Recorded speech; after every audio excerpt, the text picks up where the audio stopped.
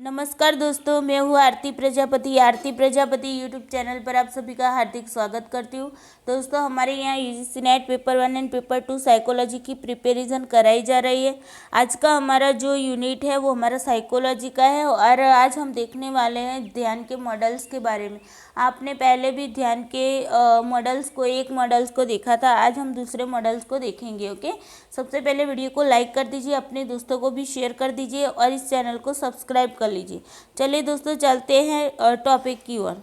आज हम देखने वाले हैं कि नॉर्मन एवं बोब्रो का जो मॉडल था उसके बारे में देखने वाले। ओके, चलिए।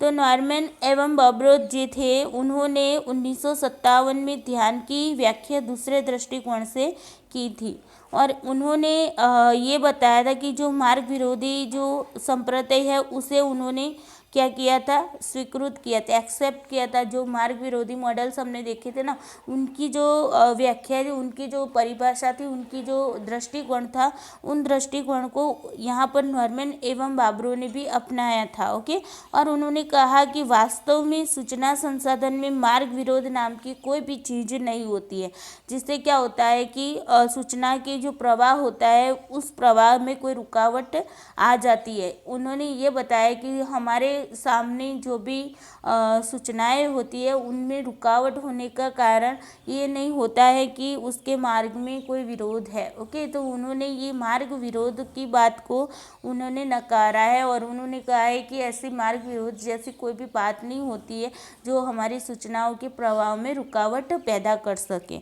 लेकिन उन्होंने क्या कहा, उनके मॉडल के अनुसार ध्यान का जो स्वरूप होता है वो कैसा होता है, सीमित होता है। ओके, ये तो हम जब भी ध्यान की जो विशेषताएं पढ़े, उनका जो स्वरूप पढ़े, तभी मैंने बताया था कि ध्यान का जो स्वरूप होता है वो कैसा होता है, सीमित होता है। हमारे सामने बहुत सारे उद्दीपक होते हैं, उनमें से कुछ ही उद्दीपक पर हम ध्यान दे पाते हैं, बाकी के उद्दीपक पर हम ध्यान नहीं दे पाते।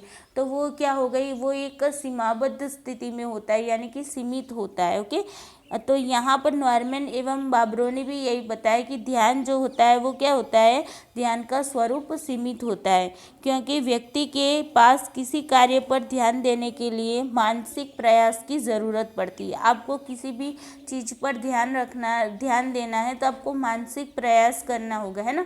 जिस तरीके से अगर आपको पढ़ना है और पढ़ने बैठना है तो आपको मानसिक स्थिति से, आपको मेंटली रूप से आपको क्या होना होगा, वहाँ पर प्रेजेंट होना होगा और मेंटली रूप से आपको तैयार होना होगा, तब जाकर आप पढ़ाई कर पाओगे ना। तो यहाँ पर नॉर्मन एवं बोब्रो ने भी यही बताया है कि किसी कार्य पर अगर ध्यान देना है तो उसके लिए क्या, मानसिक प्रयास की क्षमता होनी चाहिए और मानसिक प्रयास करने की क्षमता यहाँ पर कैसे होती है, सीमित होती है। ओके, ऐसे मानसिक प्रयास को नॉर्मन एवं बोब्रो ने साधन या युक्ति की संज्ञा दी है। तो देखिए दोस्तों, ये भी आपको यहाँ पर एक एक लिटी आपको याद रखनी है, क्योंकि यहाँ पर से जो क्वेश्चन बनेंगे ना वो तर्क और कथन वाले जो आते हैं ना, अभिकथन और तर्क, तो उसके रिलेटेड क्वेश्चन यहाँ से बन सकते हो। ओके, तो यहाँ पर आपको एक एक लिटी याद रखनी है, एक एक लाइन आपको याद रखनी है। यहाँ पर क्या कहा, मानसिक प्रयास को नॉर्मन एवं बोब्रो ने क्या नाम दिया है, तो साधन या युक्ति कहा है। ओके, चलिए नेक्स्ट देखते हैं। इन लोगों ने साधन में मानसिक प्रयास के अतिरिक्त स्मृति के विभिन्न प्रयासों एवं संचार माध्यमों को भी सम्मिलित किया है। इन्होंने यहाँ पर मानसिक प्रयास के अंदर जो भी हमारी जो स्मृति होती है, उनके जो प्रयास होते हैं उसकी बात की है, और जो भी कम्युनिकेशन के जो भी माध्यम होते हैं उसे भी इन्होंने यहाँ पर मानसिक प्रयासों में ही क्या किया है, सम्मिलित किया है। इन सभी का मत है कि व्यक्ति के पास जो साधन होता है, यानी कि जो भी मानसिक प्रयास होती है वह सीमित होती है। इसके फलरूप क्या होता है, वह कुछ सीमित वस्तुओं या उद्दीपकों या कार्यों पर ही ध्यान दे पाता है। ओके, हम जितना मानसिक प्रयास करेंगे उतना ही किसी चीज़ या किसी उद्दीपक या किसी कार्य पर ध्यान दे पाएंगे। ये बात नॉर्मन एवं बोब्रो ने बताई है। ओके, फिर उन्होंने स्पष्ट किया कि व्यक्ति का ध्यान कई कार्यों में बांटने से निष्पादन में क्या होती है, कमी आ जाती है। मान लीजिए आप एक साथ 3-4 काम कर रहे हैं तो स्वाभाविक सी बात है कि आपका जो परफॉर्मेंस होगा उसमें थोड़ा सा, निष्पादन का मतलब होता है परफॉर्मेंस, ओके, तो उस परफॉर्मेंस में कमी आ जाएगी। आप कोई एक कार्य कर लीजिए, मान लीजिए आप कोई एक गोल रखिए और उसी गोल के पीछे आप भागते रहे तो वो गोल आपका जल्दी पूरा होगा। लेकिन आप एक साथ 3-4 गोल लेकर चल रहे हो, मान लीजिए किसी का एक गोल है कि उसे यूजीसी नेट भी पास करना है, फिर उसे बीएड चल रहा है तो बीएड की एग्ज़ाम भी देनी है, साथ में उसे टीचर की प्रिपरेशन भी करनी है, टीचर बनने के लिए जो टाट की टेट वगैरह की जो एग्ज़ाम आती है उसकी भी उसे प्रिपरेशन करनी है।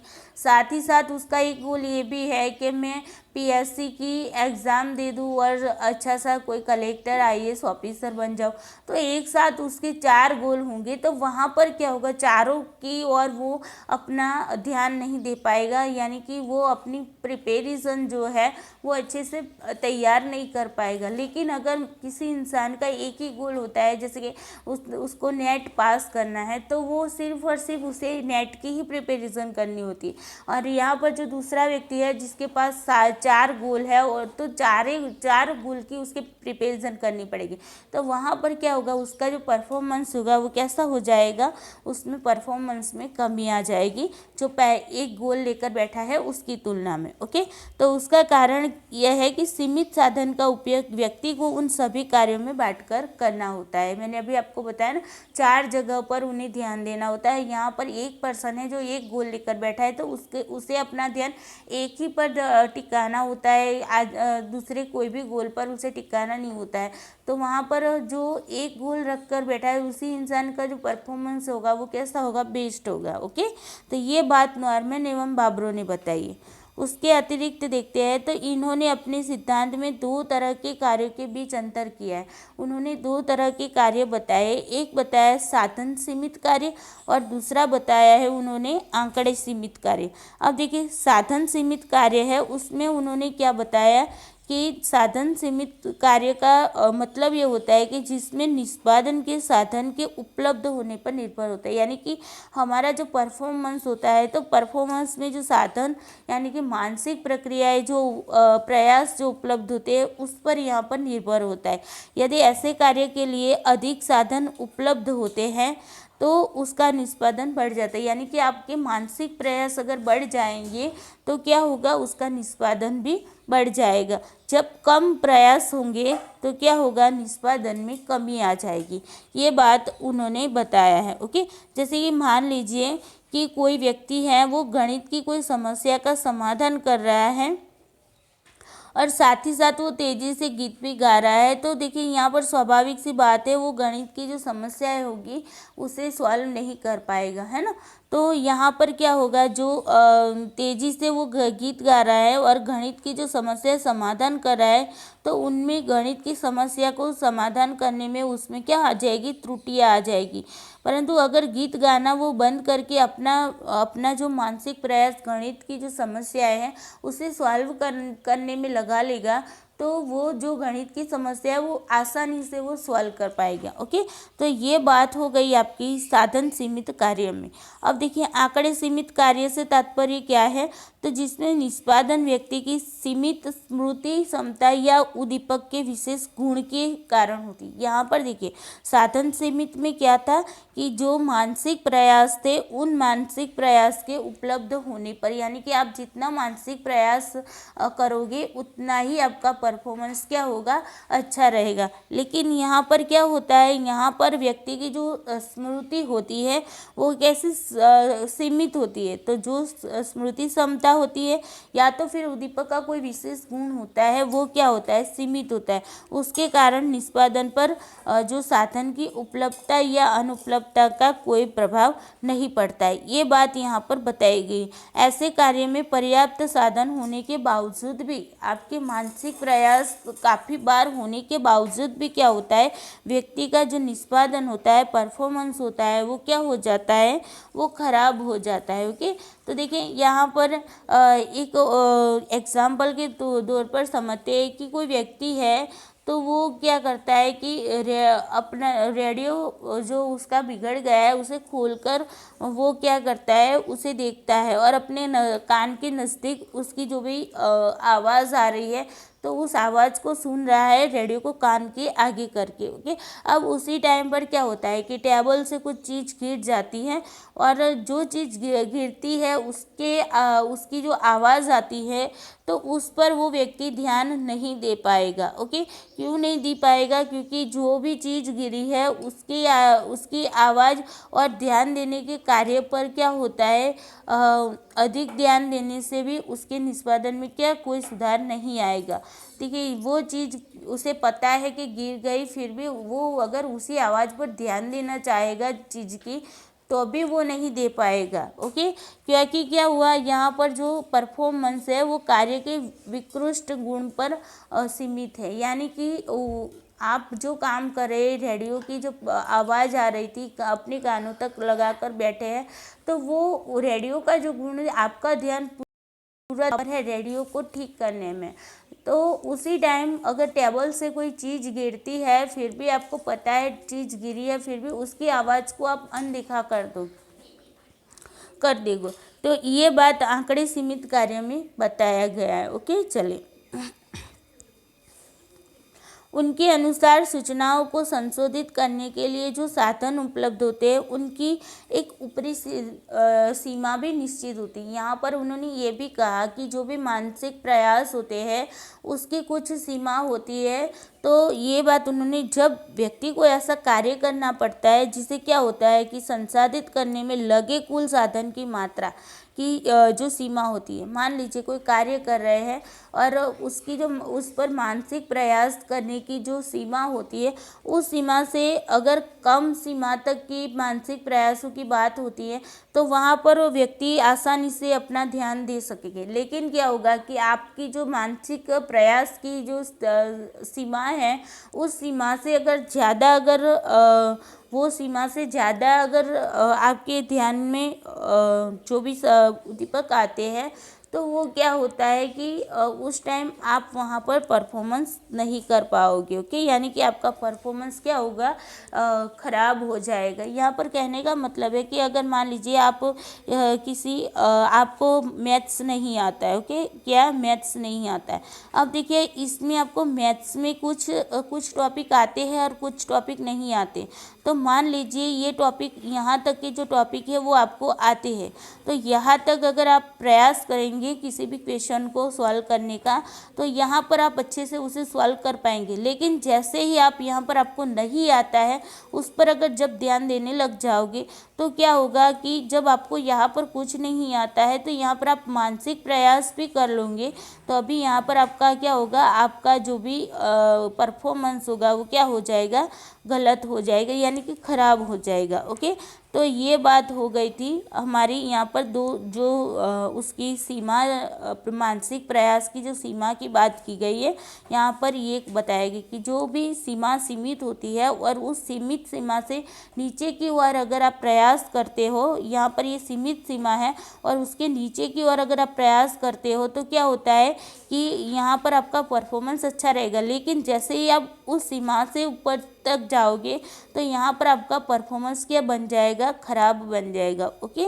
चलें उसके बाद देखते हैं कि उन्होंने अपने सिद्धांत में चयनात्मक ध्यान के कारण किसी कार्य के निष्पादन पर अभ्यास के संभावित प्रयास प्रभाव का भी अध्ययन किया। यहाँ पर उन्होंने क्या किया कि जो भी ध्यान, चयनात्मक ध्यान के कारण जो भी कार्य में परफॉर्मेंस होता है उस पर जो भी असर होती है तो उसमें अभ्यास का भी संभावित प्रभाव पड़ता है, ये बात उन्होंने बताया। उनका मत है कि आंकड़े सीमित जो कार्य होते हैं उसका अभ्यास का कोई प्रभाव नहीं पड़ता है। ओके, तो आंकड़े सीमित जो कार्य हमने अभी कहा उसमें क्या होता है कि उसमें अभ्यास का कोई भी प्रभाव नहीं पड़ता है। लेकिन जो साधन सीमित कार्य होते हैं उन पर अभ्यास का प्रभाव पड़ता है और इन दोनों कार्यों पर अभ्यास का प्रभाव पड़ता है। ओके, यानी कि साधन सीमित कार्य पर क्या होता है कि अभ्यास का प्रभाव पड़ता है, लेकिन आंकड़े सीमित जो कार्य होते हैं उन पर कोई भी प्रकार का का कोई भी प्रकार का प्रभाव नहीं पड़ता। तो इन दोनों आंकड़े सीमित कार्य और साधन सीमित कार्य में अभ्यास के प्रभाव को लेकर विभेद देखने को मिलता है।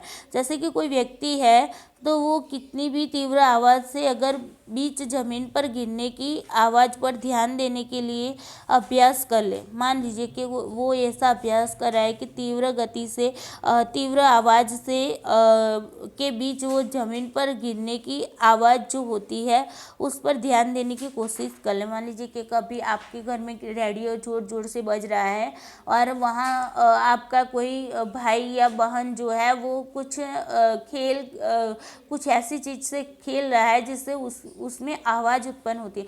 तो उस टाइम आप चाहे कितनी भी ताकत कर लो, कितनी भी प्रयास कर लो, लेकिन वो अगर उस चीज़ की जो आपके भाई या बहन जो चीज़ से खेल रहे हैं उस चीज़ की जो आवाज़ अगर कम गति की होगी और आपके रेडियो की आवाज़ अगर ज़्यादा होगी तो आप चाहे कितनी भी कोशिश कर लो फिर भी आपके भाई बहन द्वारा जो भी चीज़ खेली गई है और उसमें से जो आवाज़ आ रही है उस पर आप ध्यान नहीं दे पाओगे। ओके, और उसके बाद देखिए तो उसके लिए आप कितना भी अभ्यास कर ले फिर भी वहाँ पर अच्छा परफॉर्मेंस नहीं कर पाओगे। लेकिन देखिए यहाँ पर अगर कोई एक मान लीजिए आप है और किसी लेख को आप पढ़ रहे हैं और साथ ही साथ उस लेख को लिख रहे हैं। मान लीजिए कि अभी आप ये वीडियो देख रहे हैं और साथ साथ में क्या बना रहे हैं, नोट भी बना रहे हैं। तो ये दोनों कार्य आप आसानी से साथ में कर सकते हो। इसका अगर आपको अभ्यास पहले दिन अगर वीडियो देखेंगे और लिखने जाएंगे तो थोड़ी सी दिक्कतें होगी, लेकिन जैसे जैसे आपका यहाँ पर अभ्यास बढ़ता जाएगा वैसे वैसे आपकी यहाँ पर अच्छी सी आदत बन जाएगी और जैसे ही मैं बोलूँगी आप वैसे ही लिखते जाओगे। ओके, तो ये क्या हुआ, एक साथ आप दो काम साथ में कर सकते हो अच्छे से। क्यों? क्योंकि यहाँ पर अभ्यास के यहाँ पर जो भी अभ्यास आपने किया है उस अभ्यास से आपका जो भी परफॉर्मेंस है वो क्या हो रहा है, अच्छा हो रहा है।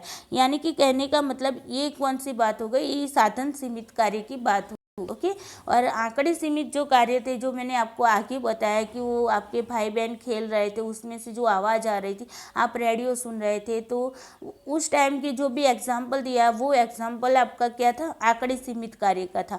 और जो दूसरा मैंने आपको बताया कि वीडियो देख रहे हैं और लिख रहे हैं, ये अभ्यास वाला जो एग्जाम्पल दिया वो एग्जाम्पल आपका किसका था, तो वो एग्जाम्पल आपका साधन सीमित कार्य का था। ओके, तो दोस्तों ये था नॉर्मन एवं बाबरो ने अपने मॉडल में ये सारी बातें बताई, ये ध्यान के रिलेटेड। आई होप आपको अच्छे से समझ में आ गई होगी। ओके, यहाँ पर कोई डाउट रहता है तो कमेंट बॉक्स में कमेंट कीजिएगा या फिर हमारे डिस्क्रिप्शन में ग्रुप की लिंक दी गई है, वहाँ पर ज्वाइंट होके आप अपनी समस्या को वहाँ पर रख सकते हो। ओके, चलिए दोस्तों आज के लिए इतना ही। Thank you so much.